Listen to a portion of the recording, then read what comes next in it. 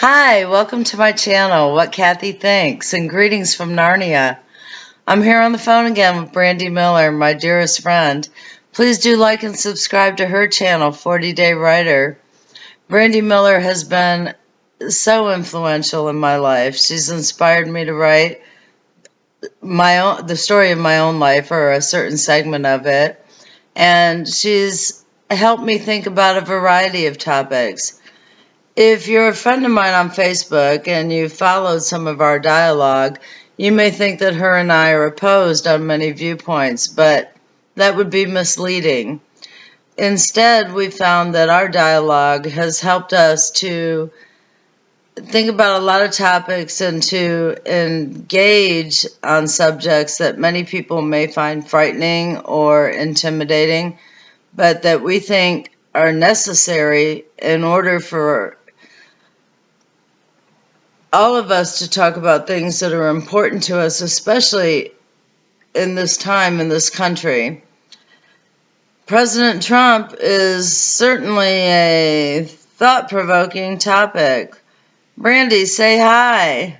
Hi, everybody. Hi, Kathy. Hi. I don't know if people can hear you enough. I'm going to make sure you're as loud as I can get you. Here's the phone.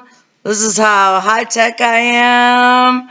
I'll be working to improve this in the future, but this is where I am now. So you're on speaker, you're on my laptop.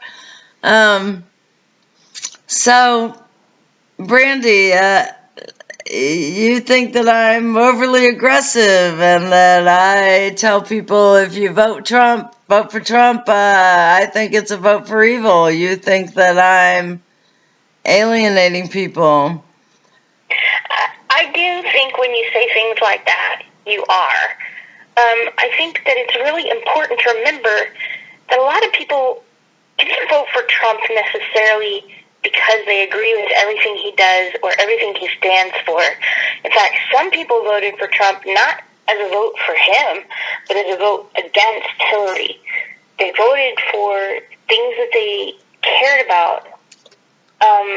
A lot of times they voted because they felt like neither party was really listening to their voice, and neither party was really hearing what they had to say, but Trump came along and promised that he would be a voice for them, that he would speak about the issues that mattered to him, that he would do something about the things that they saw as a problem that nobody else was listening to. And so I think it's really important not to characterize people based on how they vote, because sometimes we vote for the lesser of what we see as two evils. Okay, I'm gonna cut you. They don't agree with everything Hillary would have done. I'm gonna cut you off there because it's not 2016. It's 2019, and we're approaching the 2020 elections. And I really am going to cut you off there because I don't want to talk about Hillary. I do want to talk about 2020 and single-issue voters. And I know that the people that I do respect, that I know that are Trump, and I'm sorry to cut you off, but we'll get on your channel and talk about other stuff. Let's talk about the single-issue voters on pro-life, because that's something that you and I both feel very, very strongly about, and it's something that we both agree about that maybe people don't know that we agree about. I think that many people voted for Trump because he is the candidate of the Republican Party, and the Republican Party is the party of the pro-life voter. Well, and I will say, out of all the Republicans, Trump was the only one who had the courage to stand there and flat out call abortion for what it is, killing babies. That's what it is. However, Trump is also deporting people and calling for the deportation of millions of people. That is not a pro-life person. That depends, I guess, on how you look at it. Those people have come here illegally, so technically they're violating a law, but that's a human law that we created. So I don't know how I feel about that issue. I really don't. On the one hand, I think a country should have the right to protect its borders and to determine who gets to enter and who doesn't. On the other hand, I also see the human side of things. That some of these people are coming from areas that are so destitute and so lacking of even basic needs that maybe they did see America as their only hope. Although, for whatever reason, the country they come from isn't providing that support. I'm of Irish. Like I said, I'm not comfortable on either side of that coin. I'm of Irish heritage, Brandy, and I grew up with my mother showing me photo albums of Boston in the late 1800s with signs and storefronts saying no Irish need apply. And I have Irish heritage, so yes. I have Scottish heritage, I have German heritage, I have French heritage, I have English heritage. You can put Europe in a box, and that's pretty much me. And all of those ethnicities were disparaged and rejected by, quote, American citizens when they came. And now they are embraced. And when I hear Mexican nationals who seek, and Central American nationals decried as rapists when they seek refuge in our country and seek a better life for their families, frankly, it enrages me. It enrages me, especially having lived in Texas for so many decades and seeing what richness they bring to this country, how their culture has strengthened our own. I don't understand. And my mother was born in 1928, and she brought to me as a mother her experiences as a descendant of Irish Americans and also her experiences as a teenager in World War II in America. And she taught me that whenever we begin to deport people because of their ethnicity, that we are veering dangerously close to Hitler's pre-World War II Germany. So Trump's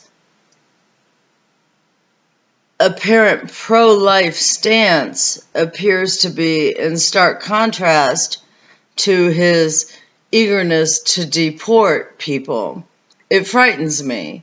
And I see our country on the verge of a very dangerous brink. And it angers me that the Democratic Party is afraid to acknowledge what certain states in our country have been unafraid to do. We have states that have advanced legislation to protect our unborn citizens.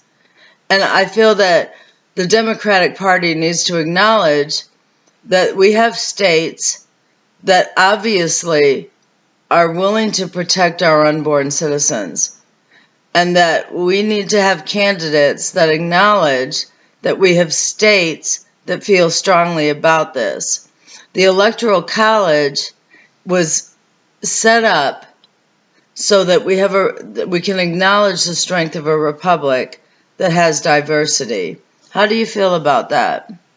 I totally agree with you. I think the most dangerous thing that people are pushing to try and do, especially in the Democratic Party, is to abolish the Electoral College, because it is the Electoral College that protects the voice of the minority. And if we want to protect the minority populations, the Electoral College has to stay.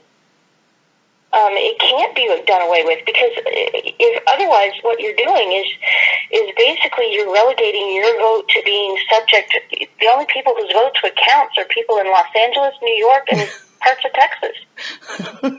We mustn't forget Texas, Brandy. We mustn't forget Texas. Well, and maybe Miami, Florida. Okay, so, you're looking at 4 different spots around the country, and those would be the only places where your vote would actually matter.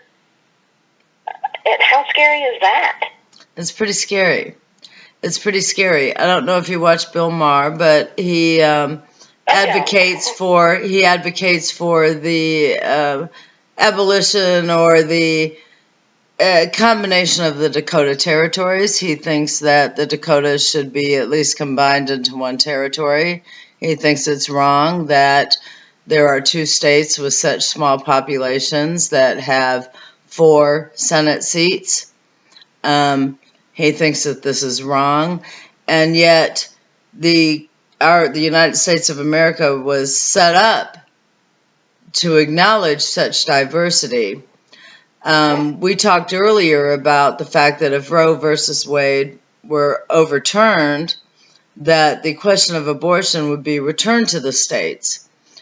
In recent legislation, there have been laws set up so that if Roe v. Wade were overturned, the question of abortion would be returned to the states, and in certain states, abortion would be illegalized. Now, I'm going to be making a lot of enemies by saying this, but how would this be so wrong? How would this be against what the Founding Fathers wanted? If you wanted to live in a state where the foremost common philosophy was that abortion were right and true, well, then you could live in that state. You could live in California. You could live in New York. You could live in those states. If you felt more at home in a population that did not subscribe to that moral philosophy, well, then you could live in Utah. You could live in Texas. You could live in Florida. You could live in Louisiana. But then don't we go back to the very condition we had where there were slave states and free states? And as we saw, that was really no solution at all, because at the end of the day, that still means there's a large segment of the population where injustice is being perpetrated against innocent people. Can we live like that? Can we continue like that? When we're so divided on such a fundamental issue, there's a reason that the words were inscribed that every human being has the right to life, liberty, and the pursuit of happiness. If you don't have life, you don't have any other rights. Or more to the point, it doesn't matter how many rights you're granted if you don't have a life with which to live those rights. And cemeteries, I'm sure they're very liberal places, but and everybody can do whatever they want. But you notice there's not a lot going on there. So I can give anybody who's dead every right in the world, but can they act on it? Life has to come before liberty can be found, and liberty has to come before you can be free to pursue happiness. I'm going to have to end this because I haven't checked. I'm still such a novice. I only know that that my videos have to be less than 15 minutes. But I've noticed that while we're granted the right to the pursuit of happiness, the attaining and retaining it, there's nothing mentioned about that. Oh, no, because that's not ultimately a right. That's something you have to fight for. Exactly. And that was understood. I'm still getting there. I mean, the Founding Fathers had an understanding that while you had the right to pursue happiness, your ability to protect and defend it was up to you. I sure hope that doesn't require guns. I think that's going to be another conversation. Another conversation. I don't own a gun, but I do understand those who do. We're going to talk again. I'm going to have to get off the phone. I love you. I love you too. Thanks for having me on again. Not a problem. I'll talk to you soon. Yes, you will. Alrighty. Like and subscribe, please.